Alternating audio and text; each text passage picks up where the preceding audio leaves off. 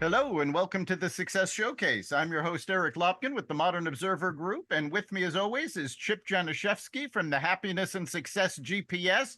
Chip, how you doing this week? I'm doing wonderful. How about you, Eric? I'm doing great. It has been a crazy week. And unfortunately, there has been so much negativity going around.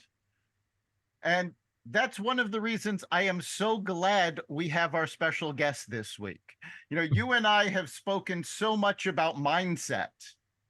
Well, this week's guest not only speaks the same language as we do about mindset, but she's teaching children how to do it. And more than that, she's also one of my co-authors in Cracking the Rich Code, Volume 14, which has just come out. So I am very pleased to introduce Tammy Vallieres. Awesome. Oh, this is such a pleasure, guys. I'm so excited and I'm beyond thrilled that we're in the book together as well, because we get to edify each other and shine the light back and forth. So super exciting about what this is going to bring to us. Yeah, just happy to be here. Thank you for having me. Yeah, so Tammy, tell our audience a little bit about what you do. And I know you just finished a camp, so tell us what that was all about.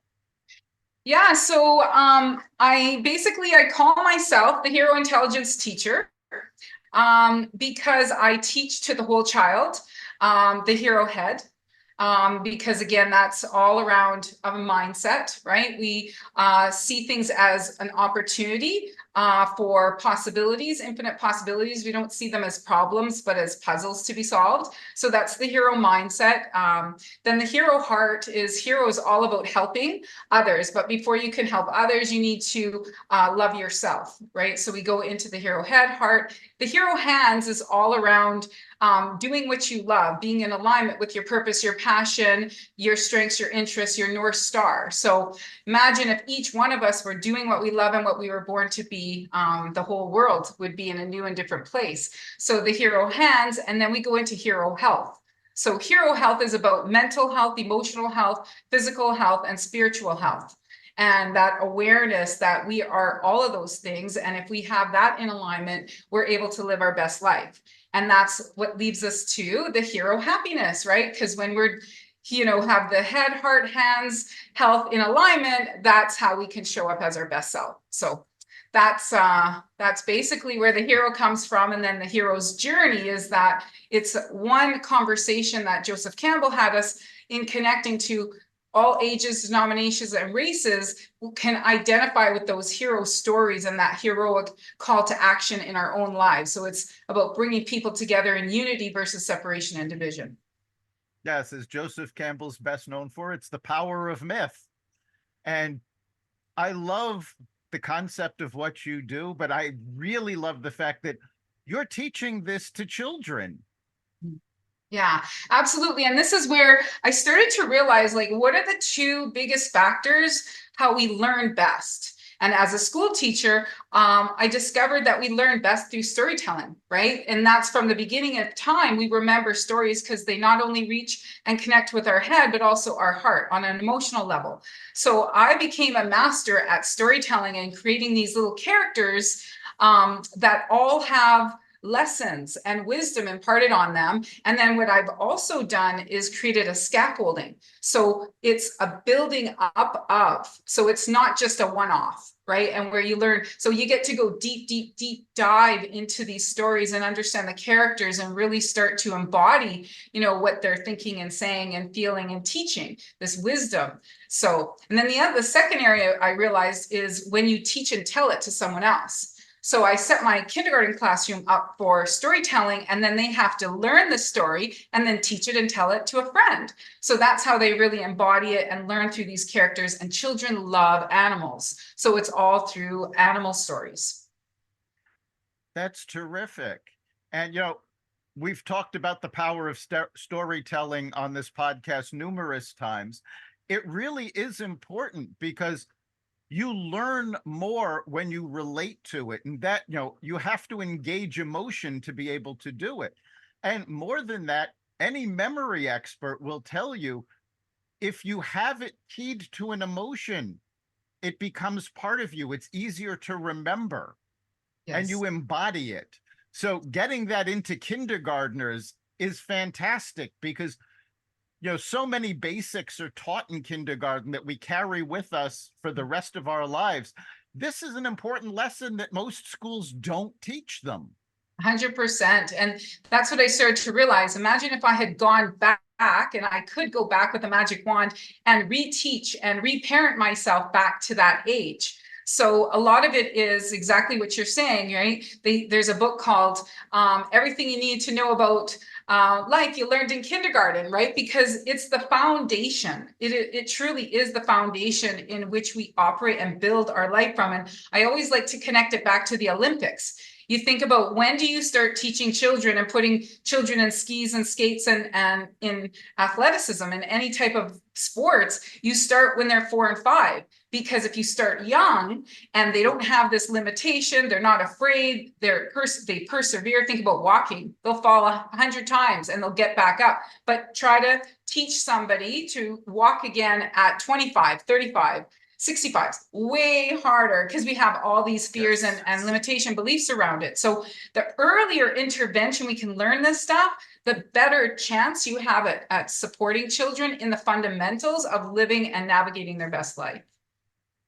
Yeah, it really is so important that you're getting to them, when they're still a blank slate. They haven't been facing all of life's hurdles yet, and they haven't been told 1,000 times, oh, you can't do that, try something else. At that age, they honestly believe they can do anything. And by getting them to hold on to that message, that changes their whole lives. Yeah, and like I said, I love taking the Olympics, because if you took a kid in sports, like at 4, and in ski jumping, for example, where is that child going to be at 16 versus putting them in ski jumping at 16?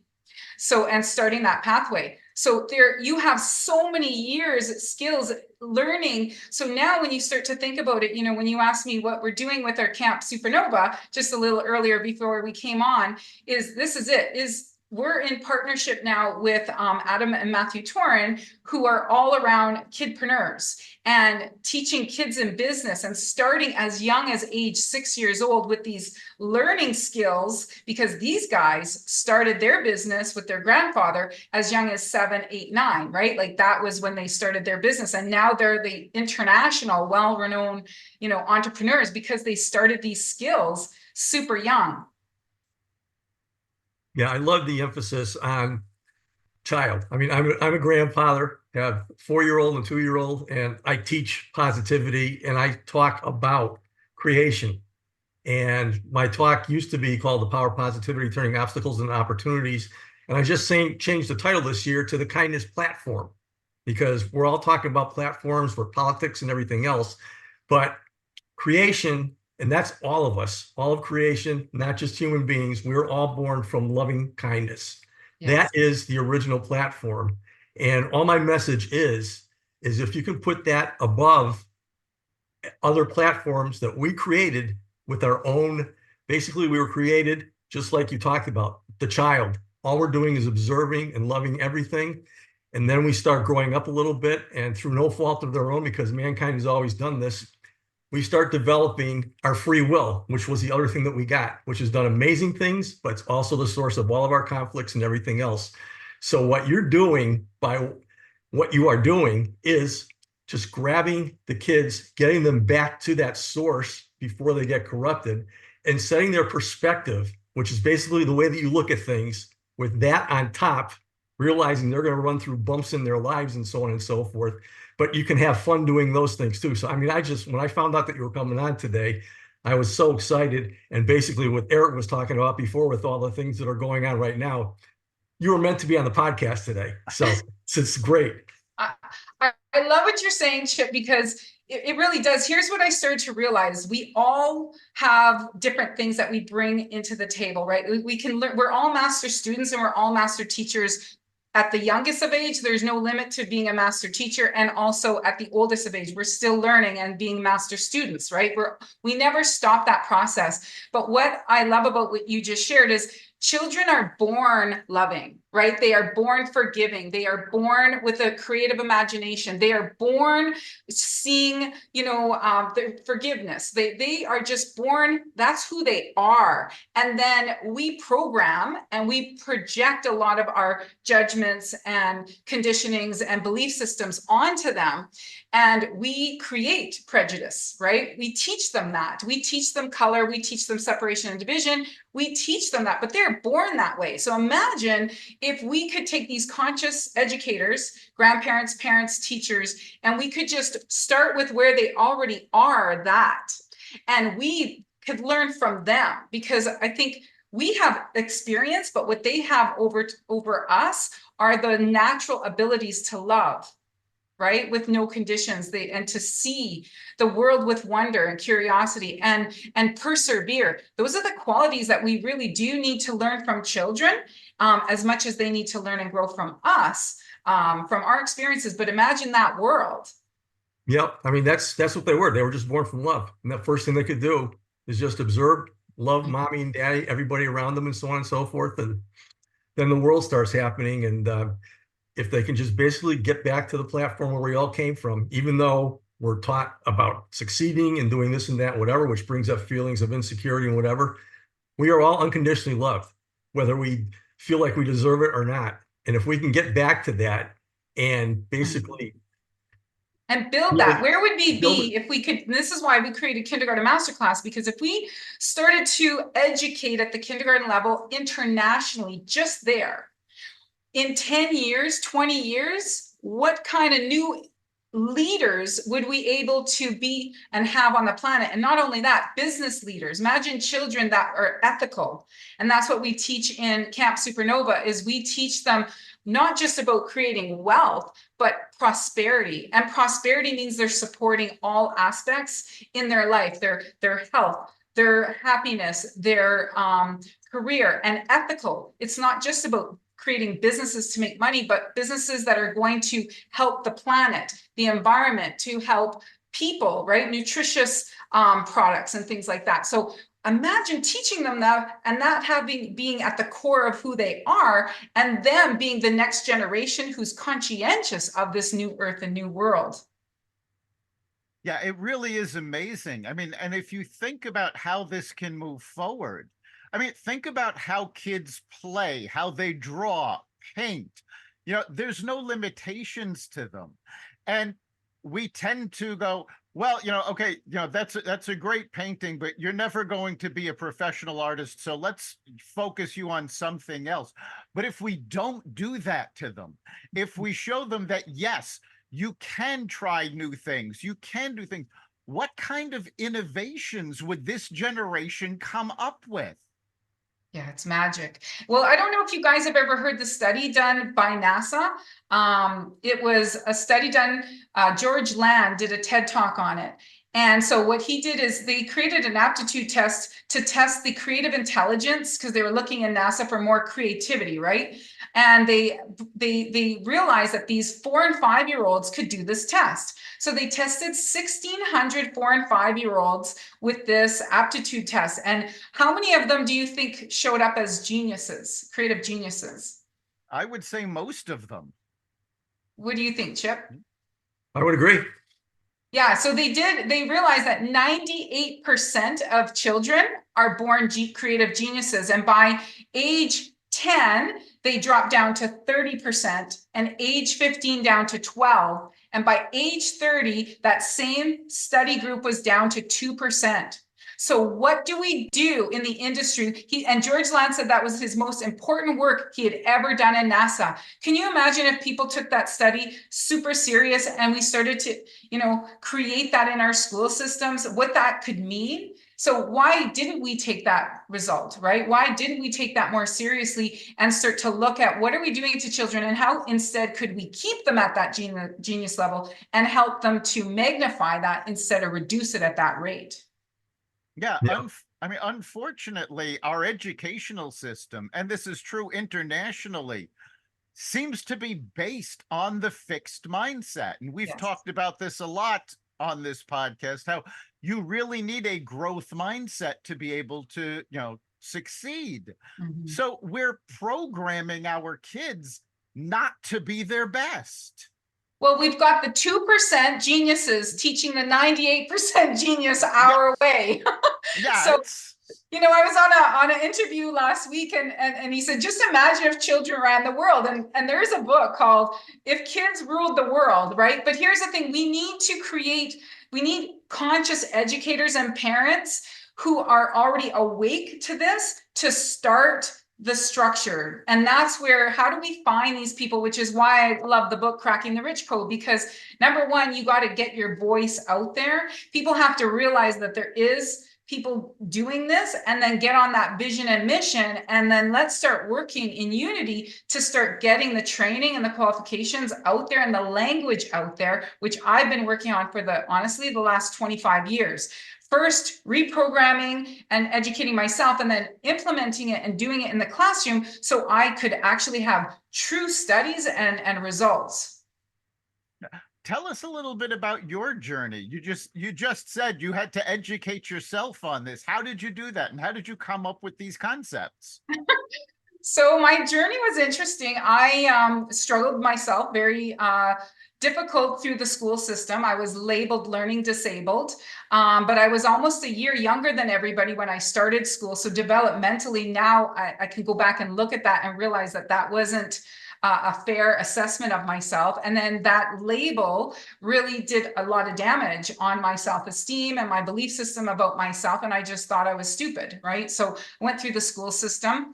And it wasn't until I went to college and I found my superpower, my strength, which was psychology. And I had a professor say, would you mind tutoring? And I was like, don't you realize I'm not smart? Like, don't you realize who I am? But I had 98% in psych. And it was literally, I found my superpower. And then I started to go into school. I became an early childhood educator. I became a teacher, went to university, took my psych degree. And then I started, going into the school system at an older age with also more experiences and more awareness that, the system didn't work for me. So I was always challenging it. And I was always, looking at new and innovative ways. But it wasn't honestly until I was teaching in a grade 5-6 class, and it was Remembrance Day, the moment of silence, when all my students and I were standing there, and it was literally silent. You could drop a pin, and a dove hit our window at that moment of silence, and it was like a gunshot went off. And for me, it became my call to action, my hero's journey. And I started Googling 11, 11, 11 at the moment of silence and the symbolism of dove. And this whole spiritual awakening took place inside of me. And I wrote a book called Jeffrey Finds His Way. And it was all about a little angel in heaven who looks down from heaven's gates and sees all these children suffering in earth school. And he looks up to God and says, why aren't all children shining brightly in earth like they do in heaven, where every child shines bright? So it created this question of why. And then if you look at, if you judge a fish by its ability to climb a tree, it's going to believe its whole life it's stupid. And so I started to create around this animal school, right? Like, you wouldn't put all the animals in the ocean and expect them to, the birds to thrive. So it's like, well, we're very similar in that nature, that we all have different strengths and abilities. And imagine if we were tailored to what it is. Imagine if we went into school looking what children's strengths are and being curious about what their purpose and passion is, because let's face it, everything has a purpose. A pencil, right? Its creator created it for a purpose. So how are we as people, is it even possible that we don't each come with our own purpose? So this bigger meaning of life, this bigger quest for life, is what started my journey to, doing my own investigation, my own spiritual awakening, my own quest of understanding myself and how I fell through the cracks through the system. And then it became my purpose and my passion, which now is my calling. Yeah, I love the term spiritual awakening, because again, I mean, basically a lot of what we're talking about today has always been in us. When I'm talking to people, I've said, I'm not teaching you anything, but what I am doing is I'm making you aware. Right. And your life is always going to be like this. But if you got that awareness going for you, you're one step closer to being there. And if we can just totally understand, we've been talking a whole lot about children, is that that's where they came from. And we're the ones that throughout mankind, as soon as we walked out of the Garden of Eden with a mind, we started coming up with all these different things. And if we came up with them, we can still go back to the source that we all came from of creation, which is loving kindness, and get there. And basically what needs to be done is exactly what you teach and was talking about, is getting back to that. Because why are we growing up and all we're talking about is goals and achievement and so on and so forth? It's because we've been talking about that since mankind started walking the earth. And if we could put that in perspective and have everybody understand that what they do there is just going to facilitate doing what they're meant to be doing for the good of the world, then it puts things in a different perspective and it makes things a whole lot better. I mean, it's one thing to just go punch a clock every day, living in what I call the land of Sameville, Sameville, which is just allowing the outside world that you have no control over to run your life. But at any point in time, your mindset is your choice and you can choose positivity. And it's easier said than done. But now all of you folks out there in podcast land are aware of that again, because you've heard me say this a zillion times. Yeah. Yeah, I teach the ABCs: attitudes, behaviors, choices, right? So when your attitude determines your altitude, behaviors is your best self when you show up as your best. Choices, we always have a choice, right? And a pathway. And then I continue it on to DEF. So discover your diamonds within. What are your diamonds deep within yourself? That awareness of what it is inside of you to be discovered. E is energy and emotions, right? So all about understanding and managing your emotions and understanding that we are energy. We are vibrationally a match to what we're thinking and feeling. And then F is our future self. And our future is I am, we are. And imagine if we all on a conscious level started to elevate in stepping into that. You know, it starts with ourself, but imagine 8 billion people on the planet. We all started to live our best life. We all started to live on purpose. And we all started to even take action steps. One piece of garbage, there's 8 billion pieces of garbage in an instant, you know, just cleaned up. So we have to start seeing ourselves in unity and this collectiveness. And I love when you brought up, you know, Adam and Eve, because, you know, in the beginning, that's what children are. They're running around, streaking around naked. They don't care. Like, you know, Amos said, you know, they've got their big gut and they're like, look at my belly. Like, they're just so proud. They're not worried about anybody else. And imagine that is true freedom. You know, in this, we always are going after this tree of knowledge and want to learn more, right? But it takes us away because half that knowledge, 3/4 of the knowledge is a lot of deceit, and it's false and it's not even true. And then we buy into that. We forget the truth of who we are. Yeah, that's so true. And I love that you use the term discover your diamonds, because I have been using diamonds as a metaphor for a while now, because we are all carbon-based life forms, and diamonds are carbon. They're also the hardest substance on Earth. However, if those molecules are arranged in a different order, instead of diamonds, you get graphite, which is one of the softest elements on Earth. So it's all about the decision of how you're ordering yourself. So good, right? I love this conversation.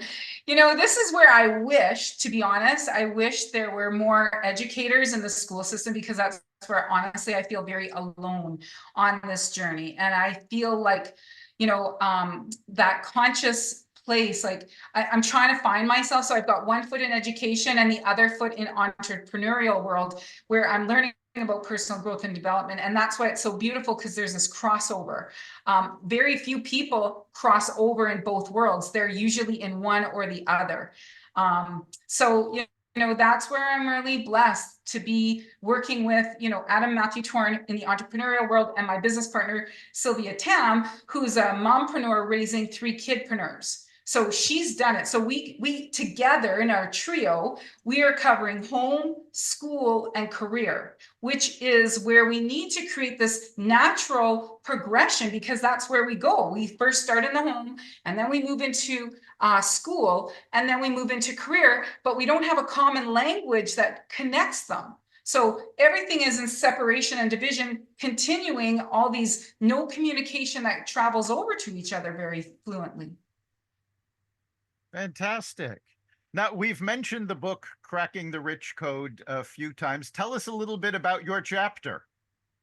So our chapter actually includes myself, Sylvia, and Adam and Matthew. So Jim was fortunate enough to and kind enough to let us all go in here and tell our story of how we came together. Because if we think about it, we wanted 3 masterminds, right? The power of a mastermind is how do you come together in a trio, and the power of 3 is literally the strongest number in the world, right? Is the foundation. So how do we take this 3 of us who have lived that in authenticity and experience and come together and work together as one to create a new language and a new pathway for children starting as young as, kindergarten and up.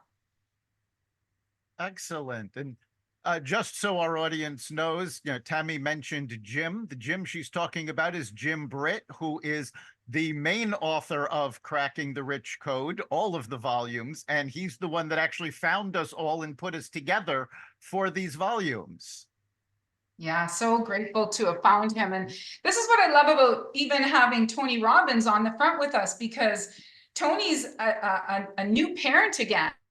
And if you look at him with his new upgraded wisdom and everything he's learned, what is he doing? He is taking exactly all of that stuff and teaching his young 2-3-year-old child from everything that he's gained over collectively parenting and educating and teaching. So I'm really excited to see who he's going to help to shape in his youngest child, right? And that's what we get as a teacher. I get to do that over and over and over again. So I get to be a master at working with a new class every September. Whereas parents, you get, your one shot, or if you have 3 kids, you get 3 shots at it.